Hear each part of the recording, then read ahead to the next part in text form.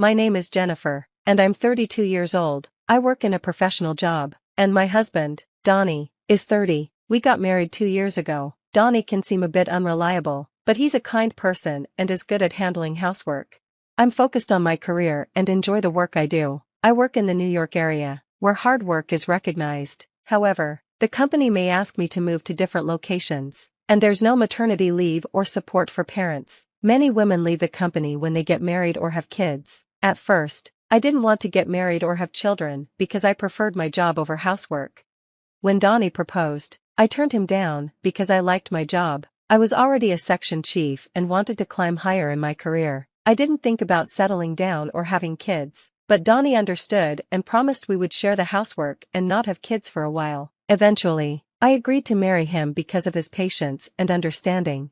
Now that we are married, we both work. Sometimes we don't split chores exactly as planned, but we help each other, and it works out well. My in-laws sometimes make annoying comments, like asking if I'll prioritize my home or have kids, but it's not a big problem because Donnie always supports me. Living with Donnie has been great, and I've learned to appreciate married life. Then, one day, my supervisor, the department manager, called me about a possible transfer to a new office. He said the new office was a regional branch, and I would return to headquarters in 2 years. If I did well, I could be promoted to section chief at the new location, and even become the first female department head when I returned. It was a good opportunity. In my company, everyone who becomes a department manager or higher has had to go through a transfer. If you refuse a transfer, you could stay as a section chief or even be moved to an unimportant position. Before I got married, I would have accepted the transfer offer without thinking twice, but now, as a married woman, I felt unsure. I told my department manager, "Thank you for considering me. I'd like to think about it positively, but since it involves moving, I'd like to talk to my husband first. Can I get back to you after that?" He understood and said, "Right, you're married. You can decide whether to go alone or move with your family. Discuss it and let me know." I'm hoping for a positive answer. When I got home, I talked to Donnie about the offer. I explained, "I've been offered a transfer. I might have to move to the countryside, but if I do well for 2 years, I can return here and get promoted. I want to accept the offer, but I need to know if you're okay with it. We can either move together, or I can go alone. What do you think?" Donnie seemed surprised at first, but after thinking for a moment, he said, "If you accept this transfer, your dream could come true, right? I can't move with you because of my job here, but don't worry about me, go for it."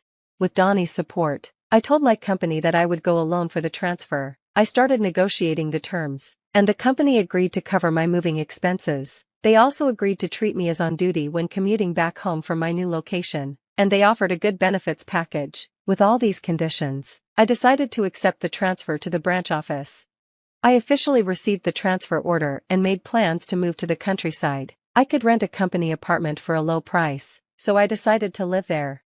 On the day of the move, the movers had already taken my things, and Donnie came to see me off at the station. "Thanks for seeing me off," Donnie said. "I'll keep in touch regularly, and I'll try to visit as often as I can." "Yeah, I'll be waiting. Just don't overwork yourself since you're working remotely," I replied. "You too, take care," Donnie said as I left. And so, my life as a remote employee began. I planned to visit home during long holidays and slower weeks, but things at the branch office didn't go as expected. Right after I transferred, trouble started. Some employees didn't trust me just because I was a woman, and they wouldn't acknowledge me. I became the target of rumors, and my instructions were ignored. My phone calls weren't even transferred. Then, a serious mistake happened in a project a subordinate was handling, and they deliberately kept me out of it. The subordinate was shocked, and since I was their supervisor, it was my responsibility to fix it. I had to deal with the problem, apologize, recover the lost work, and improve relationships with the team. My supervisor saw I was overwhelmed and gave me some advice. He said, "I understand your struggle, because I've been through a transfer myself. It might feel unfair, but you can't just force people to see things your way. It's important to communicate well, understand others, and build connections with them." Taking my supervisor's advice, I worked on connecting with the people at the branch. I spent more time with them and joined the neighborhood association, which was part of the company's rental housing community. Soon, I found it hard to find personal time for myself, and I couldn't make it home to be with Donnie. I kept in touch with him, but after a few months of working remotely, It became harder to reach him by phone or text at night. I'm working late every day because work is tough, Donnie said. I was exhausted and often fell asleep early because of how busy I was.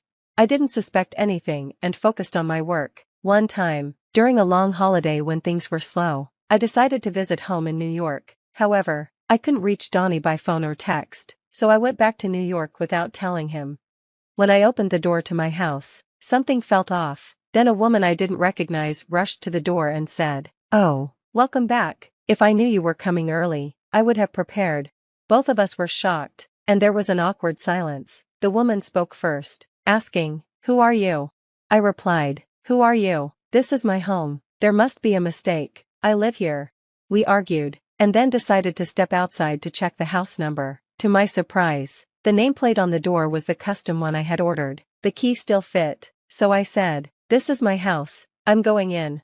The woman protested, but I ignored her and went inside. Once inside, I saw everything had changed. The curtains, furniture, and even the decorations were different. There was a framed photo of Donnie and the woman at a theme park in the living room. I saw mugs I'd never seen before in the kitchen, and in the bathroom, there were unfamiliar toothbrushes, skin products, and women's shampoo. The bed linens were new, and there were no traces of my things left in the wardrobe, only the woman's clothes. Donnie's things were hidden in a back room, like the woman had moved in and taken over. I was still in shock when I heard the front door open. "Hi, I'm home," Donnie said. "Lola, did you invite a friend over?" Seeing him, I was stunned. "Justin?" I asked. "Since when did you become Justin? Can you explain what's going on?" Donnie looked shocked and said, "What are you doing here?" I confronted him, asking, "What's going on? Why are you calling yourself Justin?" He hesitated, and then said, "Well, this man's real name is Donnie, and I'm Donnie's wife, Jennifer." The woman, Lola, interrupted, saying, "That's a lie. He told me he was divorced." Donnie then explained, "Well, Jennifer, when you didn't come home, I was lonely, so I casually signed up for a dating app and met Lola." I was confused. "So, Justin is your fake name on the dating app?" Donnie replied, "No, it's not that. I thought using my real name would cause problems, so I used a fake name but kept my last name the same." I asked, "And why did Lola lie about being divorced?" Lola replied, "On my dating profile, I said I had only ever gone to all-girls schools and never dated a man before. I was looking for someone serious about a relationship and marriage." I felt hurt by what Donnie said, so I lied about being divorced to Lola, and we started living together. "Why would you do that?" I asked. Donnie then tried to justify his actions. "It's your fault for always being away for work. It's natural for a man to want a woman. We've been living separate lives because of your job and all the overtime. I just wanted a warm home, with dinner ready when I came home." I was shocked by his confession. I had always thought he was understanding of my work, but this didn't make his actions right. "That doesn't excuse what you did," I told him. "What you did is horrible. If you wanted to be with someone else, you should have divorced me first. Why didn't you do the right thing?" Donnie replied, "I loved you both. I never planned on leaving either of you." I was furious. "After everything you've done, it's obvious I would find out when I came back. It's unbelievable you thought you could hide this from me." He tried to blame me. "It's your fault for breaking your promise and not coming back. If you just came home, I never would have cheated." Our argument turned into a shouting match, and the woman Donnie had been seeing stood there, pale, realizing she'd been tricked by a married man. The other woman finally realized she had been lied to, and said, "So it was all a lie? You made a fool of me. I'm leaving right now." Lola tried to leave, but Donnie tried to stop her. "Wait, it's not what you think," he said, but she pushed him away, saying, "Don't touch me with your filthy hands. I can't believe a word you say," and left for her parents' house. After everything that happened, I decided to get back at Donnie by gathering as much evidence as I could. Once I returned to my work assignment, I hired a private detective to look into Donnie's mistress. The detective found out that she was the daughter of an executive at one of Donnie's business partners.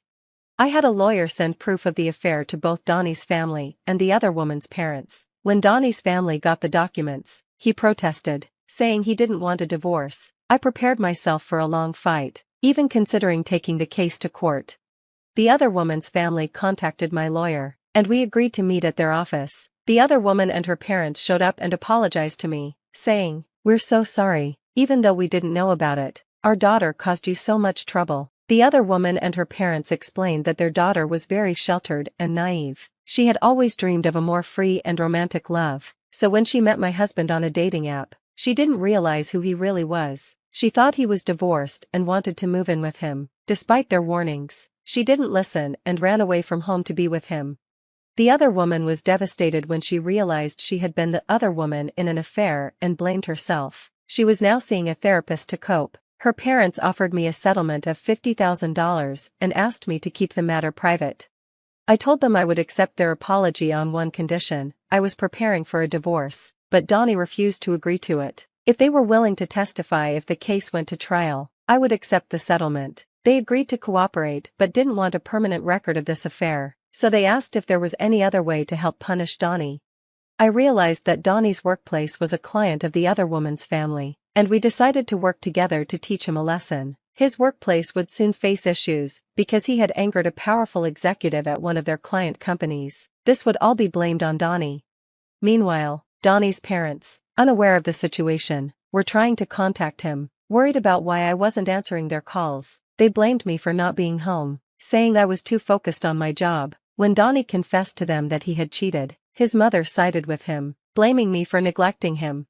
Donnie's parents kept calling and even showed up at my workplace, creating a scene. They told me to let Donnie go and stop standing in the way of his happiness with his lover. I told them I wanted a divorce, but Donnie was refusing. I also mentioned that the woman he had an affair with didn't want him back. When Donnie's parents realized their son had angered a major client, they quickly changed sides. They apologized to me, but I refused to forgive them. I told them to leave, and when they didn't, I had them escorted out by security. My company decided to sue Donnie's parents for business obstruction because of the scene they caused.